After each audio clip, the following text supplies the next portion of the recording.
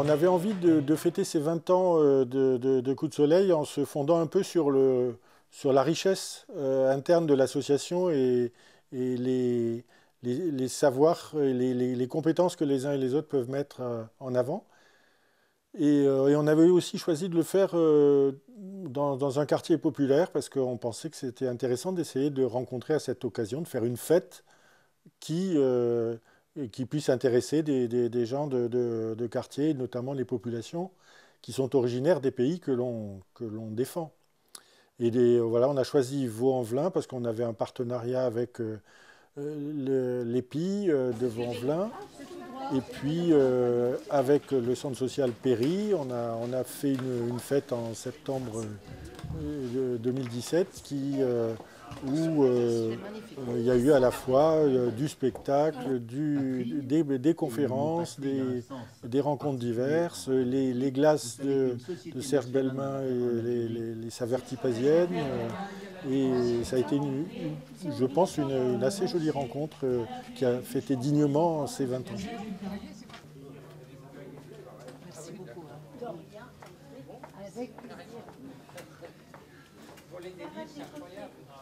Et c'est vrai que la qualité des interventions et d'être un peu effectivement au-delà du simple loisir de consommation, enfin, où justement on va participer, débattre, etc. C'était vraiment quelque chose qui me semblait être une belle plus-value.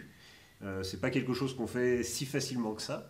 Et du coup, d'avoir des partenaires, des gens qui savent tenir un auditoire, échanger sur des thématiques diverses, et c'est des richesses qui sont pas qui courent pas si facilement les rues ou à des prix des fois inabordables pour nos structures. Donc du coup là, c'était vraiment une opportunité à saisir et de fait, le résultat de la journée montre que moi je suis bien satisfait. On était aussi sur la réflexion, est-ce qu'il y aura des habitants ou est-ce que ça va s'adresser que aux adhérents et aux amis du Coup de Soleil Rhône-Alpes? Et force est de constater qu'il y a des habitants de Vaux-en-Velin, des adhérents qu'on connaît, qui étaient présents sur toute la journée et qui étaient justement contents qu'on parle de leur culture et de voir un événement de cette nature-là au centre social. Donc, oui, c'est ça. Et puis les publics se sont mélangés du coup. Et puis ça s'est fait très naturellement. Et l'enjeu sur une ville telle que Vaux-en-Velin, c'est ça, pourquoi ? Parce que, comme on le disait précédemment, il y a énormément d'initiatives sur Vaux-en-Velin, mais elles ne sont pas toujours fréquentées, ces initiatives. C'est-à-dire qu'on a souvent affaire au même public, et ce sont les raisons pour lesquelles il faut mutualiser les réseaux, se pencher aussi sur la communication, comment on communique avec les gens, comment on fait en sorte que des gens qui n'aient pas l'habitude de venir au spectacle, d'assister à des conférences, des représentations artistiques, puissent être là. Ça va démarrer dans 2 minutes. Alors, il y en a aussi. Il faut lancer le film de Nada. Non, mais j'ai fait la technique de lecture multilingue. En fait, il me fallait. C'est toi qui va démarrer. La loge, pour sortir juste la multiprise qui est dans la loge, tu l'avais devant la La porte. conférence, elle va démarrer ici. Alors, ça démarre et c'est filmé. Sinon, on comprend l'heure. Brillant.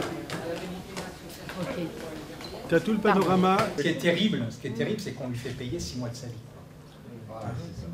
Et effectivement, il est décédé. Alors, ce film nous a permis quand même de pouvoir envoyer l'intégralité de son interview à ses enfants. Que ça, ça nous paraissait être la moindre des choses. Parce que comme le dit l'un d'eux, on est déjà oublié. Si en plus personne ne transmet notre histoire, c'est terrible. Et ce genre de journée, pour moi, c'est une des journées qui sont à conjuguer au pluriel, quoi. Et c'est l'occasion pour nous de renouer avec notre part d'humanité.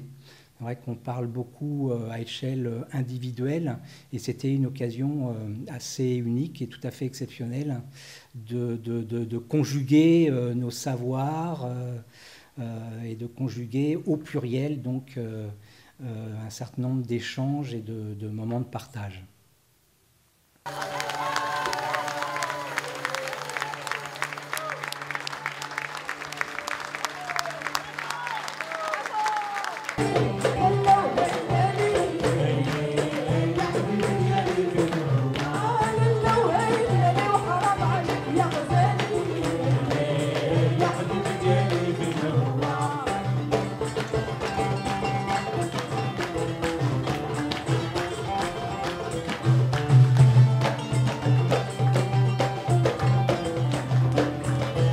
La culture est vraiment une pièce essentielle de la politique qu'on souhaite mettre en place. C'est vrai que la culture, les gens ne s'en rendent peut-être pas compte, mais la culture et l'éducation, c'est vraiment, on va dire, quand on veut travailler sur différentes questions, que ce soit sur le lien social, le vivre ensemble, l'excellence, l'accès à l'éducation, beaucoup de choses passent par la culture. Parce que la culture, on va dire, il n'y a pas cette suspicion. On ne soupçonne jamais un artiste, un écrivain, de vouloir faire, on va dire, de la récupération ou de l'instrumentalisation, parce qu'il fait de l'art, après chacun interprète à sa manière, et chacun, on va dire, va trouver une réponse soit à ses questions ou s'élever grâce à la culture. Donc je pense qu'aujourd'hui et demain, il va falloir qu'on mise beaucoup sur la culture, parce que la culture fédère, et c'est vrai que la culture, elle a ce pouvoir que le politique n'a pas forcément. Et un exemple que je cite souvent, c'est celui d'Oum Keltoum. Donc entre le conflit israélo-palestinien, elle arrivait, elle était musulmane, égyptienne, à réunir dans sa salle, dans une salle de concert, des gens qui en temps normal se faisaient la guerre, donc des juifs, des musulmans, des gens athées, des chrétiens, et tous étaient réunis en fait juste pour elle. Donc pour moi c'est l'exemple, un des exemples qui prouve que la culture en fait arrive à un temps en tout cas à mettre en place la paix. Moi, j'ai connu Coup de soleil tout à fait par hasard. Je ne me souviens plus de l'année, mais une année où il y avait eu tout un colloque où intervenaient des gens intéressants autour de l'histoire de l'Algérie. Et il me semblait que j'avais encore beaucoup à apprendre, et je me suis rendue à ces conférences. Il y avait entre autres Mohamed Habi. Et pour moi, ça a été vraiment un déclencheur. Je me suis dit, cette association, qui à l'époque était peut-être pas encore sur Lyon, je crois que c'était à Vienne, je me suis dit vraiment, cette association est extraordinaire, voulant faire, me semblait-il, un lien entre les deux rives. À Vaux-en-Velin, on est membre de l'EPI depuis 3 ans, l'espace projet interassociatif de Vaux-en-Velin. On est membre depuis 3 ans de cet espace. Et on a assez systématiquement fait des manifestations à Vaux-en-Velin. Donc ce partenariat permettait de pouvoir s'implanter là avec des chances d'essayer de toucher un public plus large que celui proprement de notre association. Et le pari a été réussi, même s'il a plu beaucoup ce jour-là, donc on a perdu certainement du public de promeneurs qui aurait pu passer par là, mais voilà, ça s'est passé bien. Des films, voilà, vous avez tout le programme qui est ici, qui est réparti partout, et qui se répartit des glaces, une buvette. Oui, on a des jeunes qui tiennent une buvette, donc ce serait bien d'aller aussi, parce qu'ils vous ont concocté des crêpes, des buvettes, et puis le couscous de ce soir, si vous voulez aller prendre l'étiquette. Une association, elle vit vraiment par sa vie démocratique. Enfin, c'est la capacité qu'on a à se retrouver, à passer du temps ensemble, à prendre... alors, d'abord passer du temps. Je sais même plus que prendre des décisions et tout. C'est moins... on n'est pas forcément toujours dans l'opérationnel. Se parler, se connaître, avoir plaisir à être ensemble. Et puis ensuite, effectivement, essayer de mettre du collectif dans la décision. Alors, il m'arrive, comme j'aime bien faire les choses, et j'anticipe souvent sur des projets, je suis jamais rassasié d'action. Il m'arrive d'aller plus vite que la musique et de laisser mes amis un peu derrière. Donc, à moi de me réfréner, à moi de prendre le temps de donner à chacun la possibilité de s'exprimer, de choisir ce qu'il faut faire ou ce qu'il ne faut pas faire, ou ce qu'il faut prendre plus de temps pour faire.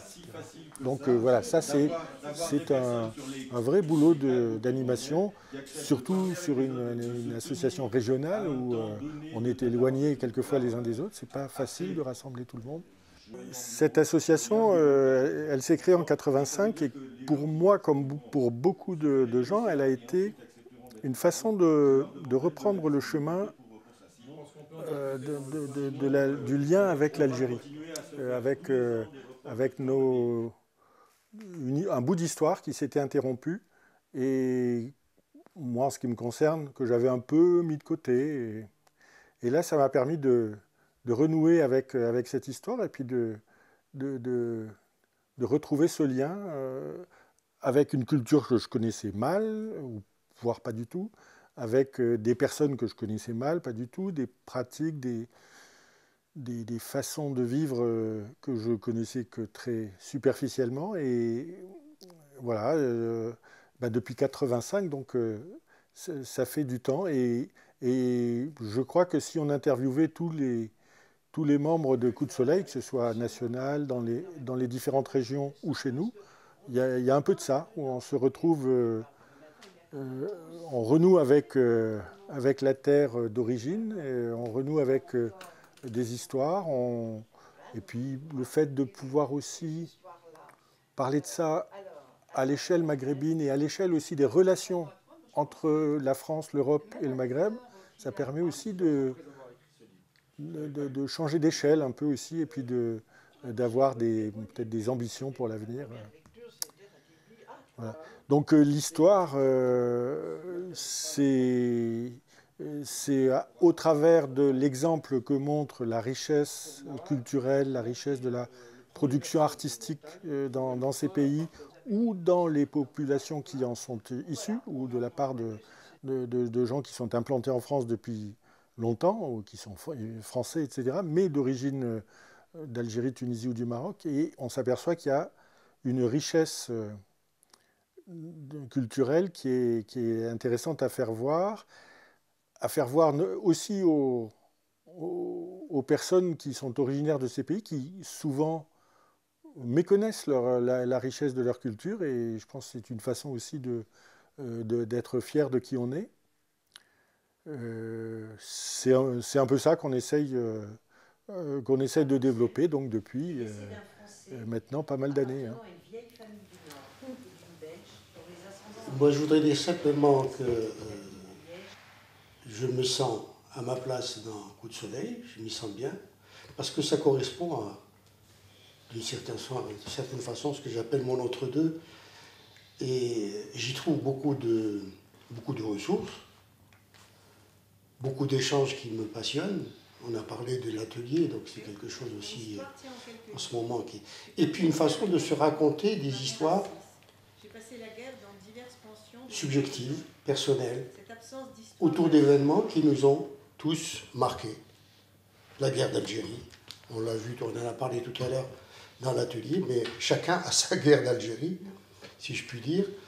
Et c'est important qu'aujourd'hui, on parle de cela, à la fois pour peut-être, comme disait tout à l'heure Annie, pour les générations qui viennent. Et voilà, donc c'est ce qui me motive, qui fait mon intérêt d'être dans cette association.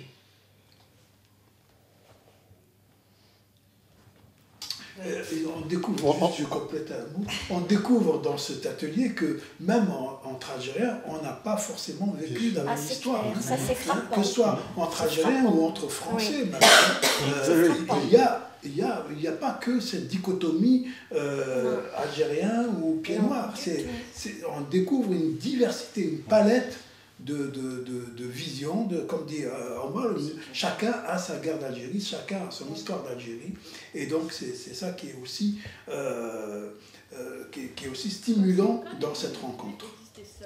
On se rend compte comment l'Algérie a été un pays de race, mais aussi de classe, y compris dans les populations pieds noirs, y compris dans les populations algériennes. Une infinie stratification dont on a tous plus ou moins qu'on a connu, quoi. Soit qu'on était dans le haut du panier, soit en bas ou au milieu, mais on l'a tous vécu, mais de manière implicite. Ce qu'il y a de bien, c'est qu'on peut mettre des mots enfin sur ce qui n'était pas possible de dire, comme il n'était pas possible de dire guerre d'Algérie, on parlait, vous savez bien, d'événements, voilà, comme si c'était une suite d'événements fortuits, malheureux, etc., qui s'enchaînaient. Et là, on pose des mots sur la notion de classe. Puis moi, je dirais, pour résumer tout, je me rends compte en abordant cet atelier et à travers cela, Coup de soleil, que l'on s'enrichit de ces différences. Voilà. Oui.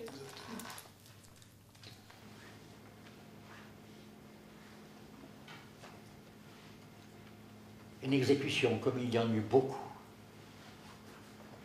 même pas dans les règles de la guerre, dans le dos, lâchement. Les mains attachées, les pieds entravés, je crois. On appelait ça des corvées de bois. Une institution aussi.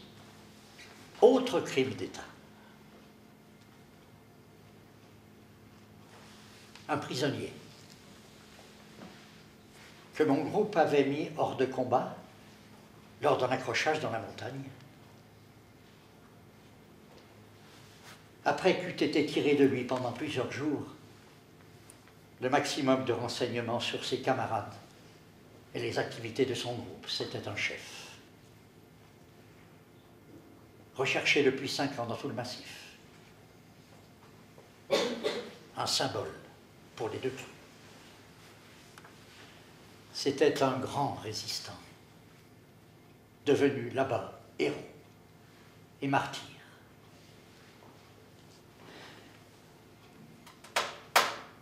J'avais été presque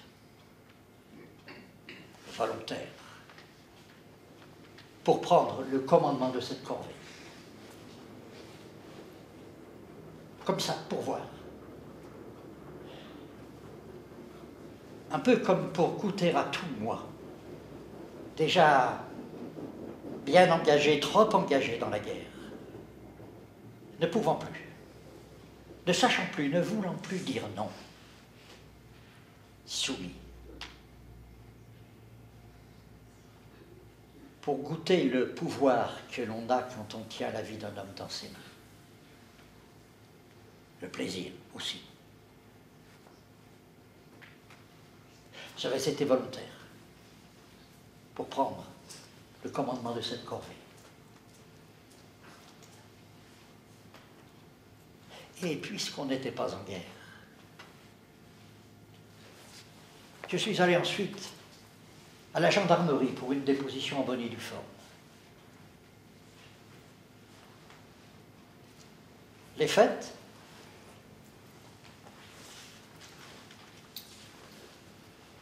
au cours d'une corvée de bois dans la montagne, le hors-la-loi. Hors-la-loi, c'était le nom officiel qui désignait dans l'armée et l'administration les combattants algériens, les moudjahidines, les maquisards, les résistants. Hors la loi coloniale, loi des inégalités raciales.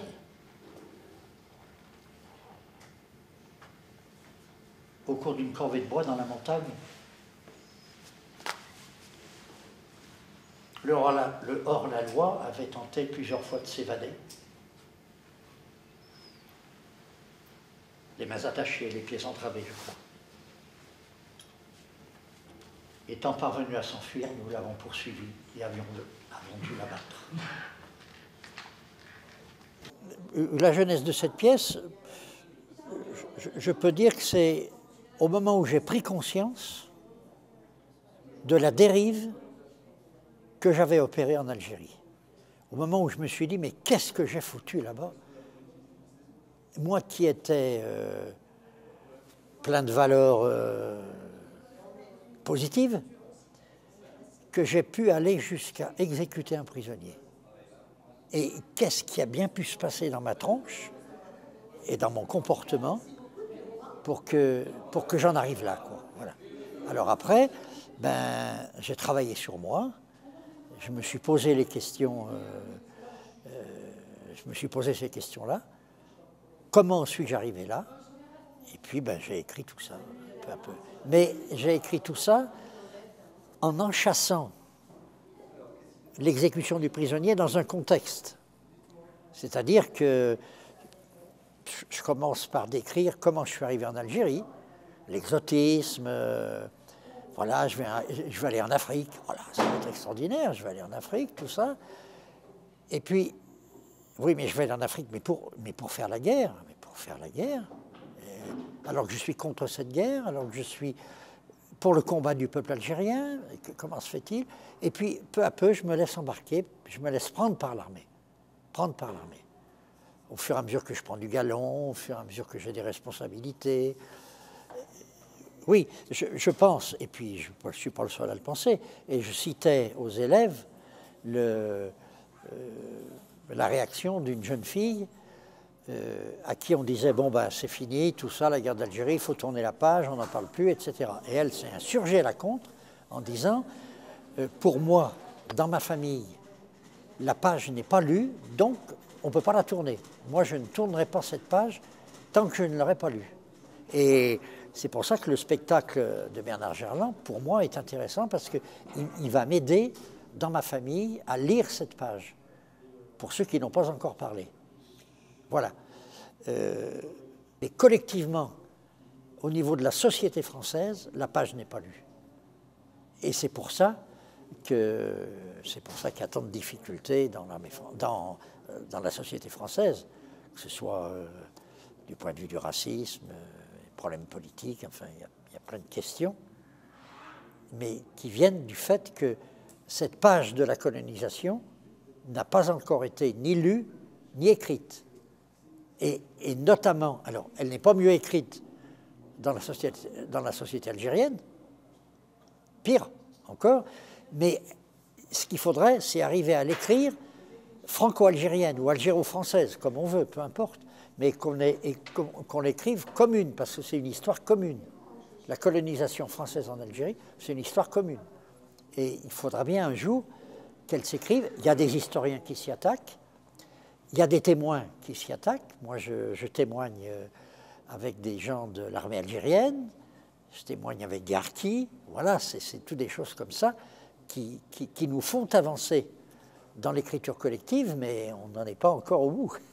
Eh bien, je trouve qu'on n'a pas du tout assez parlé de cette guerre-là, et je le vois moi-même dans ma famille, mon grand-père qui l'a lui-même vécu, on n'a jamais parlé, et je pense que ça a été une grande souffrance pour toutes les personnes qui ont vécu cette guerre, et d'en parler comme ça, je pense que ça libère beaucoup, et en plus, nous, ça nous apporte aussi beaucoup de connaissances, et c'est un échange qui est très intéressant pour moi, et qui ne se fait pas assez, mais en même temps, ça peut se comprendre de ne pas vouloir encore en parler, et de surtout pas y arriver, parce qu'il n'y a aucun suivi après cette guerre-là, et c'est bien dommage. Ceci dit, donc, je sais à peu près ce que vous attendez, c'est ce que j'attends moi aussi, hein, tout ça, tout ce que vous avez dit.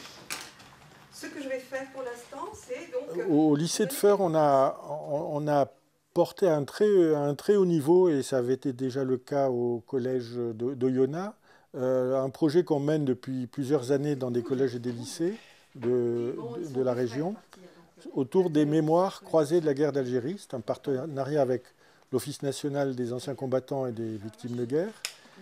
Et il s'agit de donner à voir aux jeunes qui étudient pendant relativement peu de temps, pendant leur programme, la guerre d'Algérie, de leur montrer comment elle s'est incarnée dans des parcours personnels, Alors soit d'anciens moudjahids ou de fils de moudjahids, d'anciens harkis ou de filles de harkis, de fils ou de filles de pieds noirs, etc. D'anciens appelés, évidemment. Alors là, c'est plutôt ce ne sont que des hommes, hein, ou leurs enfants ou petits-enfants lorsque il y a eu transmission de mémoire d'une façon ou d'une autre.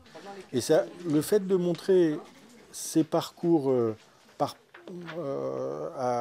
ensemble, chaque fois on a vraiment un accueil très très attentif et très intéressé par les différents élèves, quelles que soient les classes, terminale, première, troisième. Et alors à Feur, Isabelle Tissot, qui est la professeure qui a organisé tout ça, on a fait un événement sur l'année auprès de ces élèves, qui étaient principalement des jeunes filles, c'est un lycée technique. Damel Chawati, c'est une écrivaine algérienne qui a écrit « Les Algériennes du château d'Amboise ». Alors, vous savez que l'émir Abdelkader avait demandé, l'émir Abdelkader, vous savez pas exactement qui c'est celui qui a essayé de rassembler les forces pour contrer l'occupation de l'Algérie dans les années 30. 1830. Alors... Et certaines sont allées travailler aux archives de Saint-Étienne pour aller puiser de la matière, des connaissances. Et, il y a eu de l'écriture, des ateliers d'écriture avec Leila Hamouten qu'on a fait venir d'Alger, qui a animé un atelier d'écriture et ça a produit des textes superbes. Bien, allez. Vous posez vos stylos, s'il vous plaît. Et puis, on va commencer à lire les paragraphes. D'accord? Alors, on va commencer, au lieu de commencer par... on avait commencé par... Et puis, il y a eu un petit spectacle à la fin. Enfin, vraiment, il y a eu une mobilisation de l'ensemble de l'établissement qui était vraiment réjouissante. Et puis, ça fait toujours plaisir d'être un peu pour quelque chose dans d'aussi belles productions. Et ça a permis aussi d'avoir un dialogue entre les enfants, leurs parents, leurs grands-parents, et ça, c'est riche, hein, c'est prometteur. Alors, donc aujourd'hui était une journée spéciale qui s'insère dans un projet qu'on a commencé l'année dernière parce qu'il me semblait qu'il était essentiel de parler de la guerre d'Algérie, la grande oubliée dans les manuels d'histoire, puisque moi-même je ne connaissais rien de l'Algérie. Et l'année dernière, en mars 2017, un documentaire est sorti au cinéma.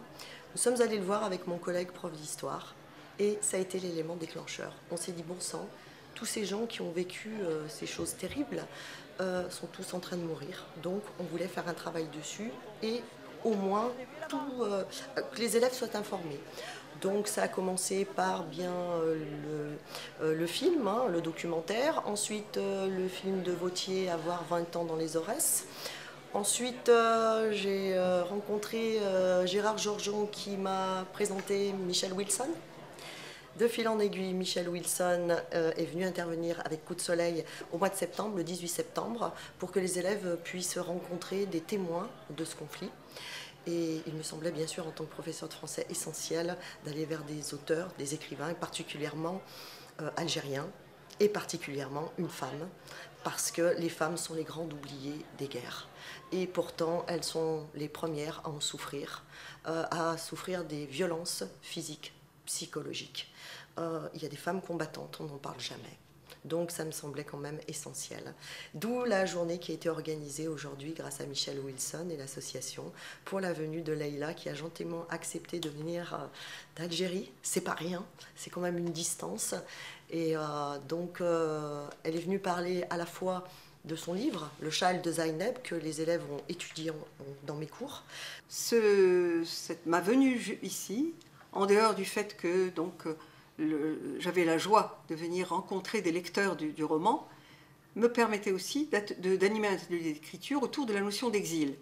Cet atelier avait pour but d'abord d'éveiller les consciences, bien entendu, mais elle l'était déjà, mais surtout de faire écrire. C'est vos mots qui on prend pas cela. Bien sûr.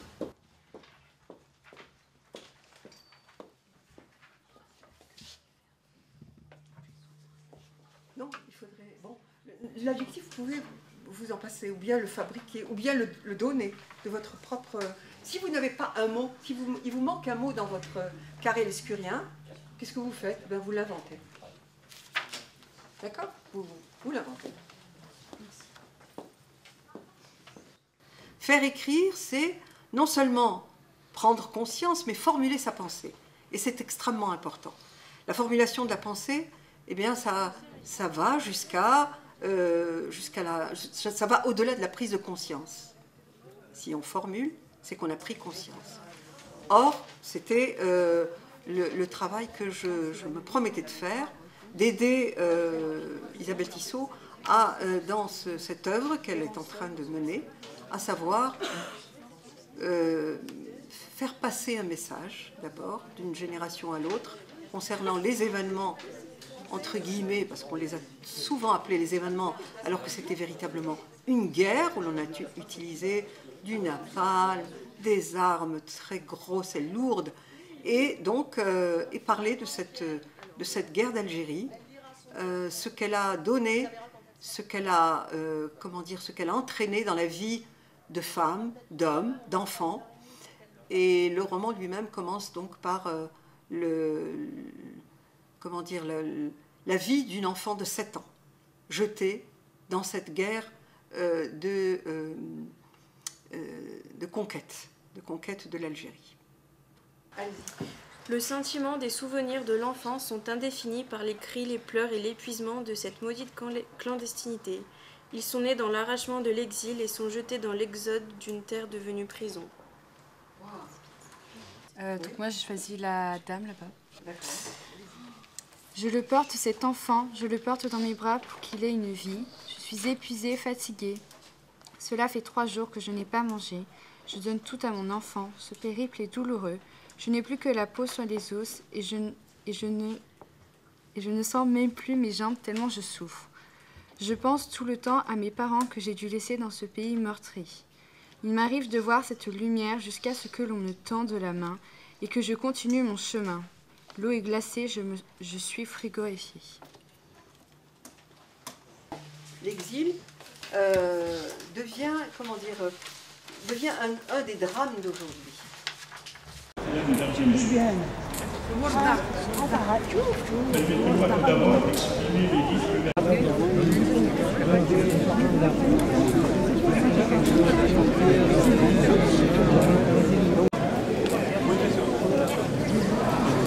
Rémi de TJ101.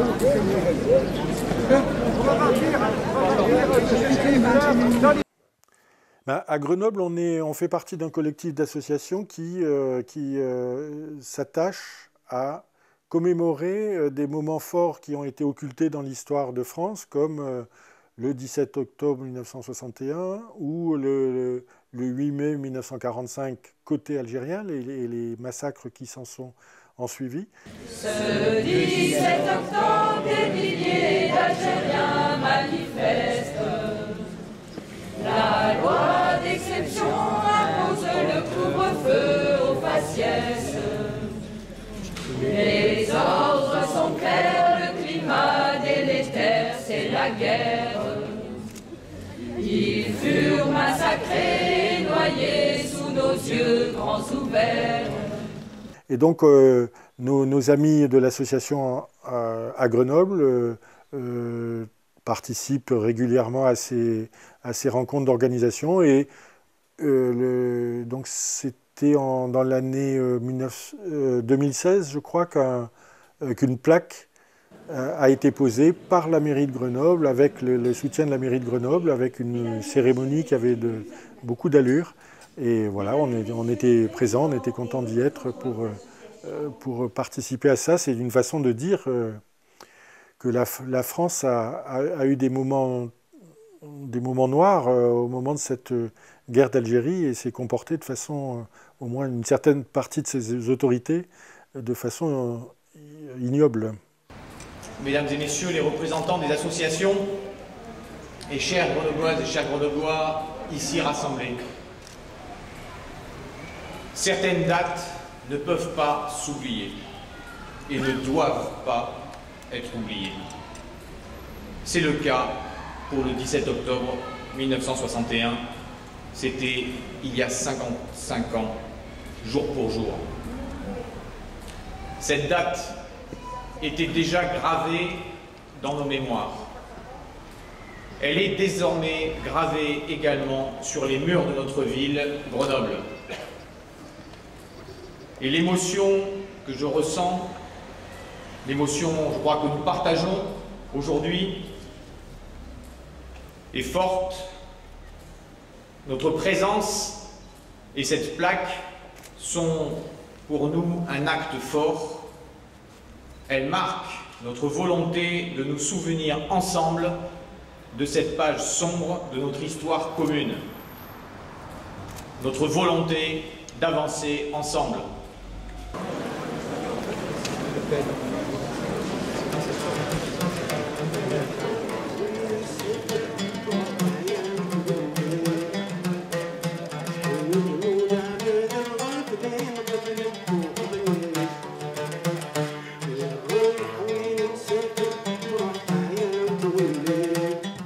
La littérature a une part importante dans l'ADN de Coup de Soleil, avec notamment le Maghreb des livres à Paris, qui est quand même une manifestation qui nous vaut une reconnaissance importante dans le secteur à la fois de l'édition, de la production littéraire, de la diffusion.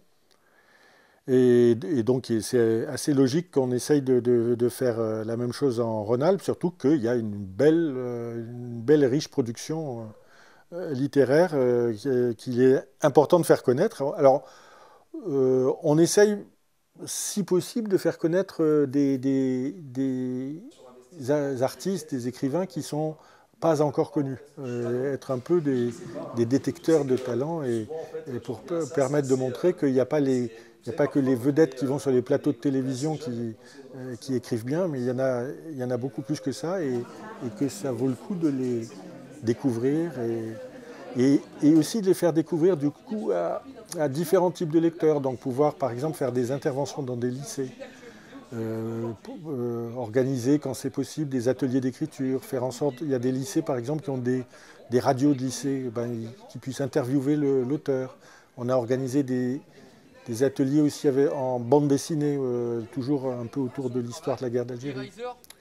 Il y a bien sûr les rencontres dans les librairies qui permettent d'aller au plus près, disons, des lecteurs et d'aider à la diffusion de ces livres. On n'a pas encore trouvé la façon idéale de faire tout ça. On aimerait bien avoir un peu plus de moyens pour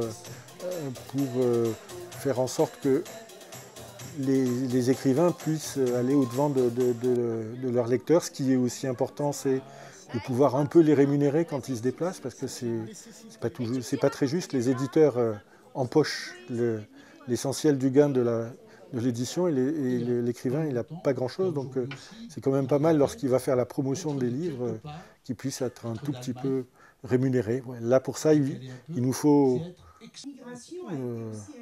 avoir un peu plus de moyens pour pouvoir y contribuer. Et aussi une des idées qu'on a, c'est chaque fois qu'on fait venir un écrivain, par exemple à Valence ou à Lyon, on essaie de le garder 3-4 jours pour pouvoir lui faire une petite tournée entre Grenoble, Lyon, Valence, Saint-Étienne, pour qu'il puisse avoir l'impression de ne pas perdre son temps et de rencontrer plus de monde.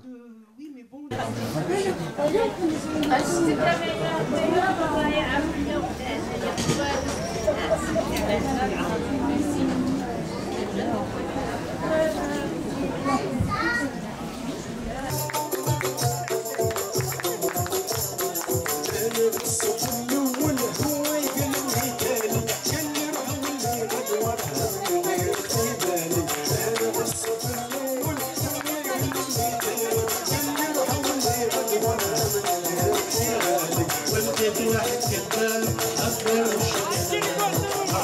الشيطان.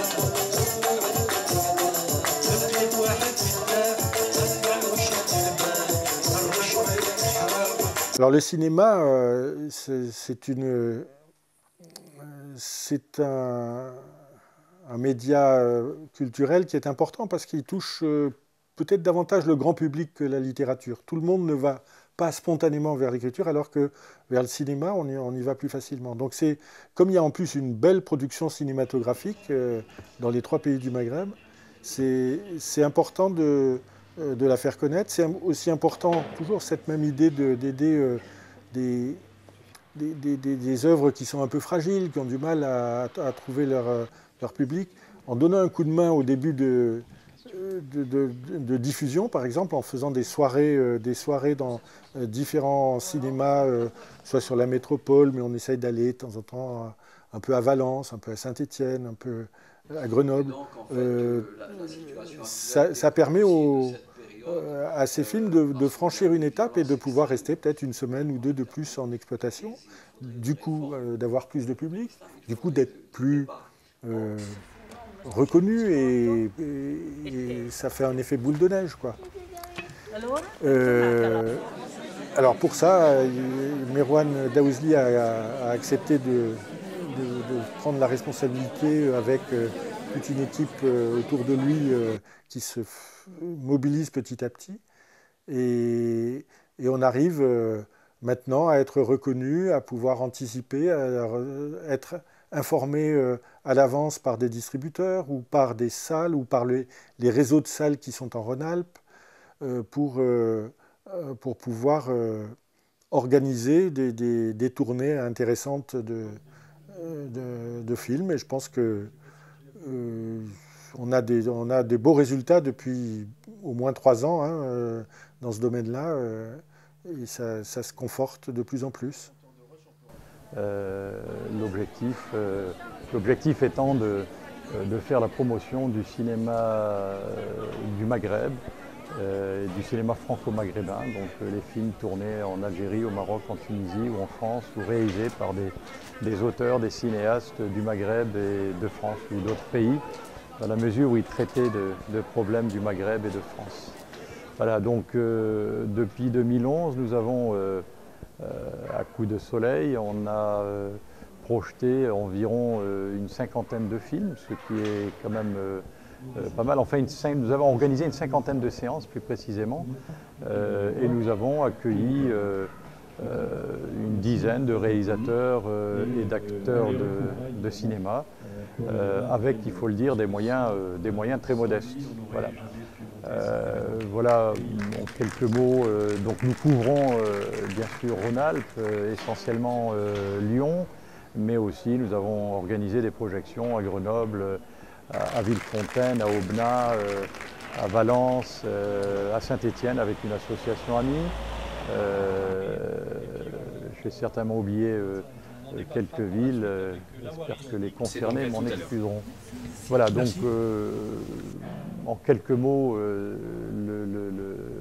chiffrés, en quelques chiffres, les activités du cinéma, les activités cinéma à Coup de Soleil. Voilà, c'est une activité qui est importante parce qu'elle est à la fois ludique, mais en même temps, elle permet de provoquer le débat sur des thèmes très, très variés, qui peuvent être des thèmes politiques, sociaux notamment, et permettre aussi des rencontres et des échanges. Donc je crois que le cinéma, en tout cas, a permis de drainer pas mal de sympathisants et d'adhérents et de provoquer des discussions et des échanges souvent intéressants. Voilà donc ce que je peux dire sur le cinéma depuis 2011 à Coup de Soleil en Rhône-Alpes-Auvergne. Voilà. Et puis première activité en Auvergne s'est déroulée il y a quelques mois et une autre projection aura bientôt lieu à Clermont-Ferrand. Toute l'affaire aurait commencé par le fameux coup d'éventail donné le 30 avril 1827 par le duc d'Alger au consul de France Pierre de Val. Coup d'éventail d'ailleurs peut-être bien jamais reçu. Les choses sont un peu plus complexes. La France, ruinée par la Révolution, doit se fournir en blé. Dès 1800, c'est en Algérie qu'elle le trouve, car depuis le XVIe siècle, le blé algérien est réputé et la production régulière.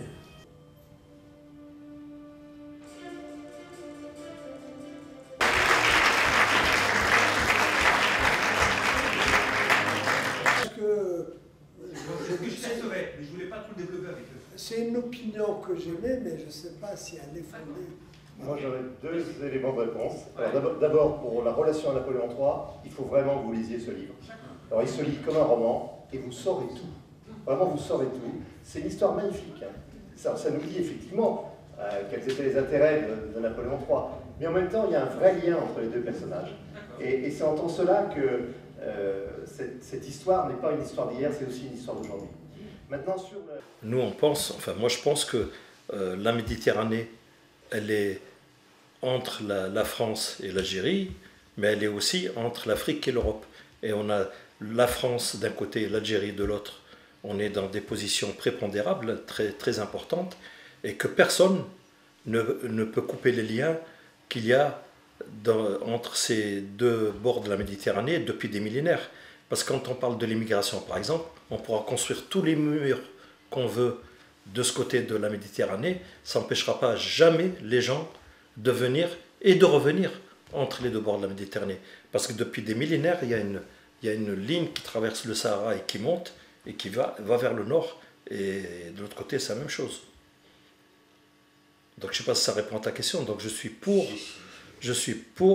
qu'il y ait des liens beaucoup plus forts qui n'ont existé jusqu'à présent, parce que malheureusement il y a eu des guerres, parce on a parlé tout à l'heure de la guerre d'Algérie, mais la France et l'Algérie ont été mariés entre guillemets pendant 150 ans, 130 ans c'est l'histoire, mais depuis l'indépendance de l'Algérie, ils sont encore liés, ne serait-ce que par les derniers événements de ces dernières années, et on ne peut pas couper les ponts comme ça.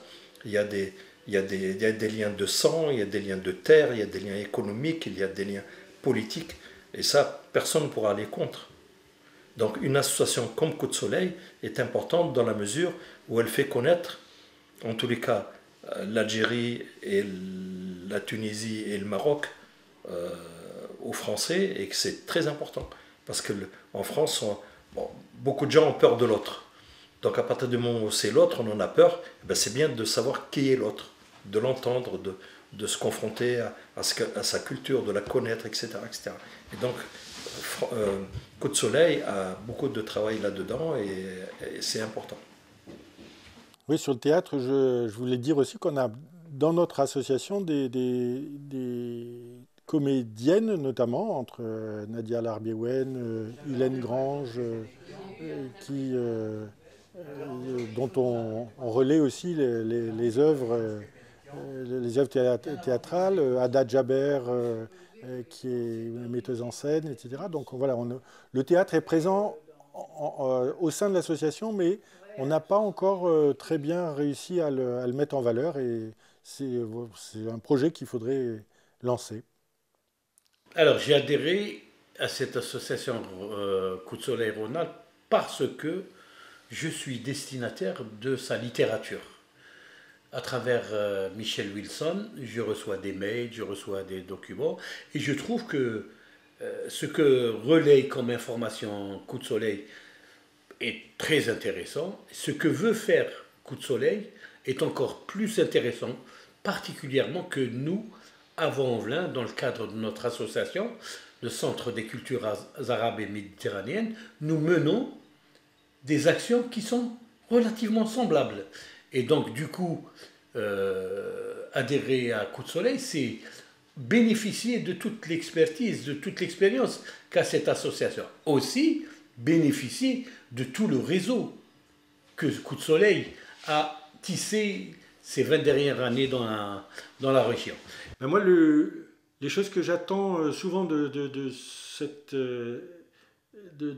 cette association et de ses membres, c'est de temps en temps que des gens arrivent avec une envie de faire quelque chose qui trimballent depuis longtemps, mais ils n'ont pas trouvé les moyens de le faire, etc. Et puis qu'ils me disent, est-ce que Coup de Soleil pourrait nous aider à faire ça, etc. Et puis pouvoir favoriser l'émergence d'un projet qui ne vient pas de moi, auquel j'ai éventuellement jamais pensé, puis pouvoir aider à ce qu'il se fasse.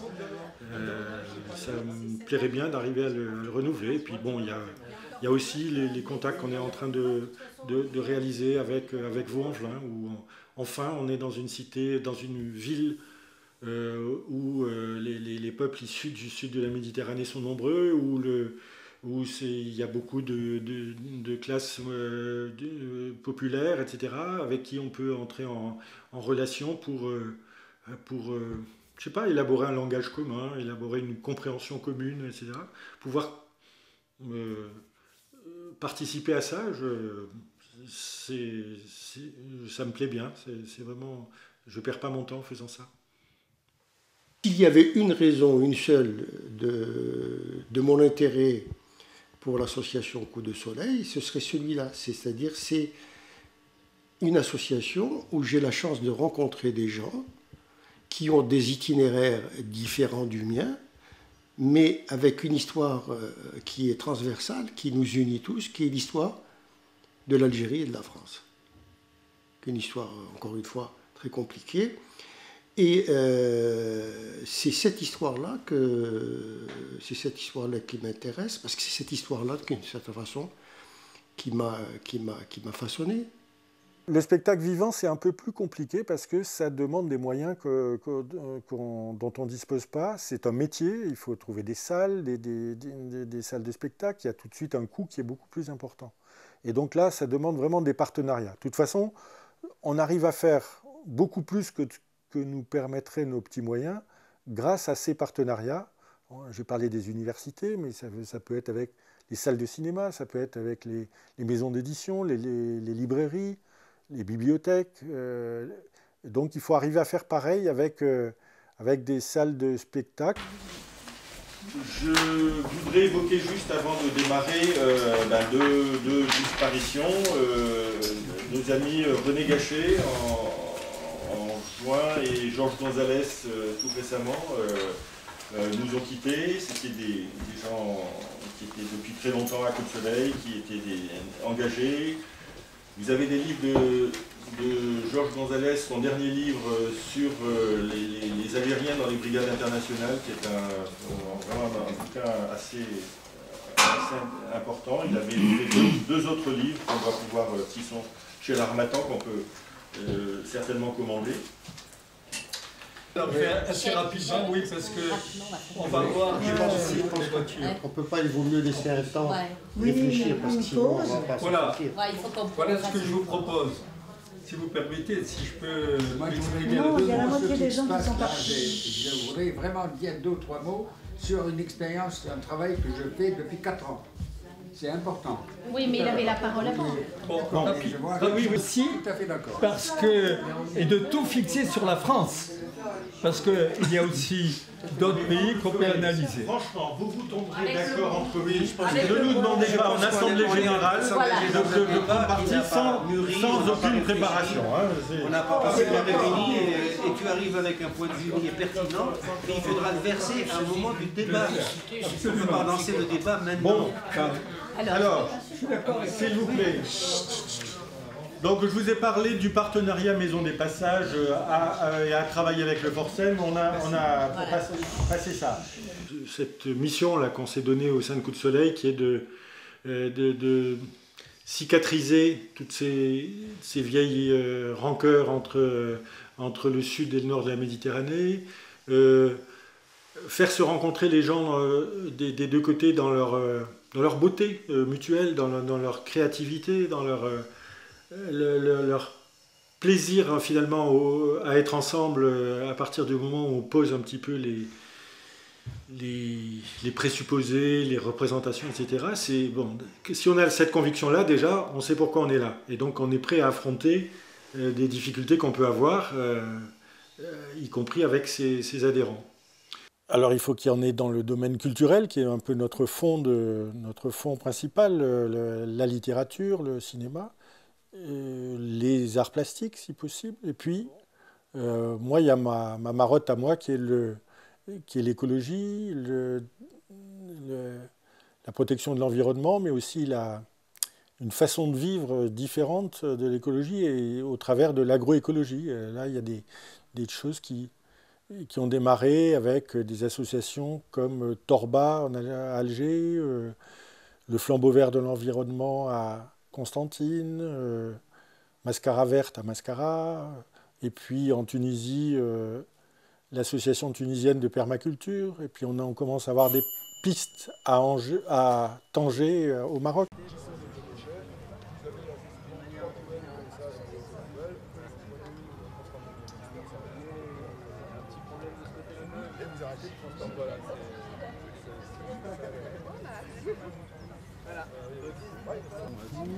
Lui, il est plus dans la problématique, je m'en fous, en fait, il y en a d'autres qui trient derrière.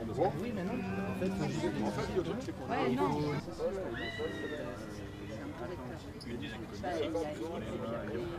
Des actions possibles, c'est commencer par le scolaire. Distinguons entre l'ombriculture et l'ombricompostage, puisque j'en parle. L'ombricompostage, vous avez une quantité de vers, si vous voulez une tonne, vous leur donnez une tonne de bouffe par jour, ils les mangent, ils vous font du lombricompost. L'ombriculture, moi je vends des vers, et avec Kezenia, on a besoin de vers pour mettre dans des lombricomposteurs. Vous avez une tonne de verre, vous mettez une tonne 100 le premier jour, une tonne 2 le deuxième, une tonne 3, vous augmentez la capacité doucement. Eux, vu que la ressource alimentaire et l'espace disponible augmentent, ils se reproduisent, ils font des cocons. Ça ne se fait pas comme ça, mais du coup, ils s'adaptent à votre quantité. Donc, bonjour, alors c'est Madame Sudi Zahira, qui est de l'université de Mascara et en même temps présidente de l'association verte de Mascara. Donc notre arrivée ici, c'était quand même un petit peu au départ grâce à l'association Coup de Soleil de Rhône-Alpes. Donc avec Michel Wilson, on a eu l'occasion de se rencontrer 2 fois. Et on essaye en fait à partir de cette rencontre de concrétiser en fait des projets en commun, des partenariats sur la permaculture, l'agroécologie. Donc on en a beaucoup discuté à distance. Et finalement, cette opportunité des journées nationales donc à Lyon a fait que donc on a eu la possibilité de venir grâce à Michel. Et franchement, donc tout ce qu'on a vu, donc j'ai pu bénéficier aussi de 3 jours de formation en hydroponie. L'hydroponie, en fait, c'est la possibilité de pouvoir produire donc des végétaux à partir d'un cycle fermé d'eau qui circule à l'intérieur donc de tours. Et ça permet en fait de pouvoir produire rapidement, efficacement, sur un espace limité, et puis à rendement intéressant et avec donc une certaine fraîcheur des aliments. Donc ça, c'était la formation. Donc on a découvert un petit peu cette nouvelle façon de voir qui est en train de se développer donc en Europe, en France et ailleurs. Donc en Algérie, ce qui serait intéressant peut-être dans ce cadre-là, c'est surtout la consommation d'eau qui est vraiment limitée puisque c'est un cycle fermé. Et donc ça serait intéressant peut-être de développer en Algérie l'hydroponie d'un côté et l'aquaponie d'un autre qui est en fait alimenter, donc pouvoir irriguer les plantes à partir donc de l'eau de poisson. Voilà. Donc, ce séjour donc, nous a permis de créer des liens, de faire des contacts, d'échanges d'expériences avec beaucoup de personnes, surtout donc, la journée aujourd'hui nationale sur l'agriculture urbaine. Donc, on a eu l'occasion de rencontrer des gens de différents secteurs, autant universitaires qu'associatifs, collectifs. Et donc, je pense qu'à partir de là, on peut peut-être envisager au niveau de l'Algérie et particulièrement au niveau de Mascara, de pouvoir répliquer un petit peu leur expérience, l'échange de leur savoir, l'échange de l'expérience, peut-être des mobilités. Et donc, on a envie de s'inspirer un petit peu de ce qu'ils font parce que eux, je pense qu'actuellement, ils sont beaucoup plus en avance par rapport à cette nouvelle innovation d'agriculture urbaine que nous, elle reste encore à l'état théorique et conceptuel. Karim Rahal, membre du collectif Torba, qui est une association pour la promotion de l'agroécologie en Algérie. Voilà, on a été invité ici aux Journées de l'agriculture urbaine pour découvrir un petit peu tout ce qui se fait en termes d'innovation dans ce domaine. Et ceci grâce à l'invitation de Michel Wilson de l'association Coup de Soleil. Coup de Soleil nous a contactés par internet parce qu'il a vu qu'il y avait des gens actifs dans ce domaine en Algérie et nous sommes un des contacts de Coup de Soleil en Algérie et donc l'ambition de Coup de Soleil est de fédérer un petit peu toutes les bonnes initiatives, toutes les bonnes volontés pour développer ce concept on va dire très actuel de l'agroécologie dans le Maghreb. Bon, je suis venu bien sûr pour découvrir, sachant que nous avons déjà une petite expérience à Alger dans le domaine de l'agriculture urbaine et des jardins partagés. Et là, en venant à Lyon, c'est l'occasion de découvrir d'autres partenaires qui sont plus avancés, qui ont une plus grande expérience dans ce domaine. Et ça fait plaisir de pouvoir échanger et ensuite de s'inspirer un petit peu de ce qui se fait, on va dire, en France et dans les pays développés pour essayer un petit peu d'adapter ce concept qui est innovant dans les villes algériennes. Voilà, essentiellement, bon, nous sommes à Alger, mais nous sommes en contact avec d'autres villes algériennes pour que justement puisse se développer ce concept d'agriculture urbaine. L'éducation, c'est fondamental et nous en sommes conscients et c'est pour ça qu'on a, des gens dans Torba, dans le collectif, qui se consacrent entièrement à des interventions auprès des écoles, essentiellement des écoles privées pour l'instant, pour essayer de sensibiliser les enfants à la nourriture saine et à l'entretien de petits jardins potagers ou des bacs au niveau des écoles. Et je pense que dans l'avenir, on ira jusqu'à introduire dans les programmes de l'éducation nationale des concepts de jardins potagers ou d'agriculture urbaine. Je pense que ça a un bel avenir.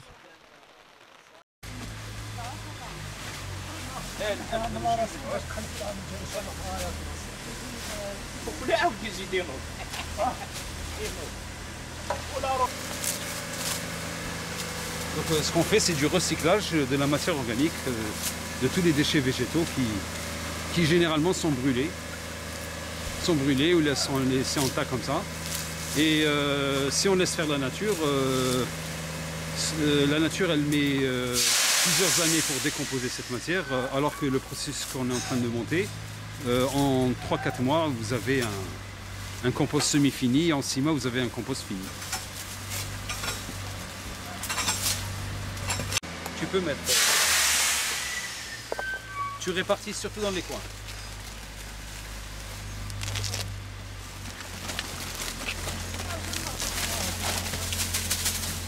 أنا الديشي تاع البارح ديتو له اسمه الجمال سليمان. سليم. وش بلوتو سليم. وشنو البصل هاي فيديو. علاه؟ دير وما تخافش. يقتل. والله والو. Les var. Voilà, c'est bon. Très bien. Alors maintenant on va mettre tout ce qui nous reste. Comme ça on va fermer le chantier. Les premières années, il faudra absolument faire des cultures qui vont enrichir le sol en matière organique pour ensuite pérenniser la permaculture sur ces terres. Et donc là, nous avons fait une formation ce matin, donc un atelier pratique de compostage, sachant que le compostage, c'est ce qu'il faut pour le Sierra. Il faut de grandes quantités de compost pour démarrer les cultures. Voilà. بعد على بالكم في رمضان يدير تيروبيني داري هم هنا دونك لا بارسيل تاعك شحال راه يدير هكذا شوف 1 2 fait 20 mètres carrés. Donc entre chaque arbre, entre chaque rangée d'arbres, vous avez une parcelle de 20 mètres carrés. Donc tu as des 3 parcelles de 20, ça fait 60. Voilà, l'essentiel de là. Ou le passage, comment se fait? Alors le passage chauffe. La parcelle cultivée, c'est celle-là. Et le passage, il est là. Nous avons un projet ici, c'est le projet Sierra. Donc c'est des jardins partagés dans lesquels nous faisons des formations en permaculture. Et également des jardins partagés, c'est-à-dire qu'une parcelle va être délimitée pour être partagée par plusieurs jardiniers qui ont fait une formation dans l'association Torba. Et donc nous allons entamer cet été même des premières cultures. Donc nous allons faire tout ce qui se cultive en été, donc essentiellement tout ce que... Bon, beaucoup de maïs parce que c'est un aliment qui va beaucoup rejeter de matière organique. Il y a je sais pas, peut-être quelques temps, j'ai vu un reportage sur Pierre Rabhi sur l'agroécologie. Donc je voulais tellement apprendre plus sur ces choses-là. Et quand j'étais de passage au Sierra, j'ai appris que ça existe une formation avec l'association Torba, donc je me suis directement inscrite pour participer. Le compost, c'est important parce qu'il faut d'abord enrichir le sol, surtout le sol. Là, on voit quand même il est pauvre, s'il y a de la caillasse. Et pour faire une bonne culture là, il faut du compost. Et le compost, on peut le préparer. Et on a vu un exemple aujourd'hui, on a fait un cours sur le compost avec notre professeur Abdelhakim, c'est quoi? Ou Abdelkarim Karim, voilà. Donc ça va. On espère d'ici 2 mois récolter le compost et le répandre sur nos parcelles là. Voilà. Catastrophe. Et là, c'est une bonne jury. Merci, bon Dieu. Et moi, je me rappelle très bien, c'était très émouvant pour moi. J'avais lutté pour l'indépendance de l'Algérie pendant mes études, j'étais tout gamin. Et je me rappelle avoir passé tout l'été 62 avec ma vieille 203 à aller chercher des pieds noirs à l'aéroport. C'était à Bron à l'époque. Et on les emmenait à Mâcon, partout. Et je me suis fait traiter de colonialiste par un militant, je ne dirai plus le nom, j'ai oublié d'ailleurs, qui était trotskiste. C'est le duel parfait. Et donc j'étais colonialiste parce que j'ai cherché des pieds noirs, tu te rends compte? Et ce qui est intéressant, c'est que le copain que je connais beaucoup mieux, Michel Wilson, dont j'ai fait la connaissance plus tard, quand je suis arrivé à Lyon, lui aussi c'est un Français d'Algérie. Donc ça remet en place des stéréotypes et ça fait du bien de les remettre. Voilà une des raisons pour lesquelles ça m'intéresse. Et puis leurs activités, que ce soit sur le plan culturel, leurs méchouis, leurs rencontres. Il y a des lieux où on se trouve dans un climat de paix, de joie, d'être ensemble, où il y a des Européens du Maghreb, mais aussi des Européens d'ici, où il y a des Juifs, des musulmans, des gens de culture musulmane, juive ou chrétienne qui se disent agnostiques. Enfin, voilà, il y a vraiment une rencontre humaine qui est très très riche et qui, je pense, aide à l'intégration ici. Parce que une des choses qui manque le plus ceux qu'on appelle les nouvelles générations, on est toujours un peu coincés, issus des immigrations de l'ancien empire colonial français, c'est la fierté de ce qu'ils sont et la fierté de leurs racines. Et je trouve que Coup de Soleil, en mettant en valeur des tas d'acteurs, et notamment des écrivains, des peintres, issus du monde du Maghreb, eh bien, contribue à donner cette fierté nécessaire. Il n'y a pas d'intégration si on n'est pas fier d'être ce que l'on est, et fier de ses aïeux, de ses racines. Le Coup de Soleil, c'est une façon de dire que dans cette France un peu grise, l'apport de ces gens du Sud, de quelque origine qu'ils soient, arabes, berbères, juifs, pieds noirs, qui viennent un peu apporter leur énergie, leur ensoleillement à cette France un peu grise, et ben c'est donner des coups de soleil à la France, ça peut lui donner des couleurs et une joie de vivre dont elle a un peu besoin.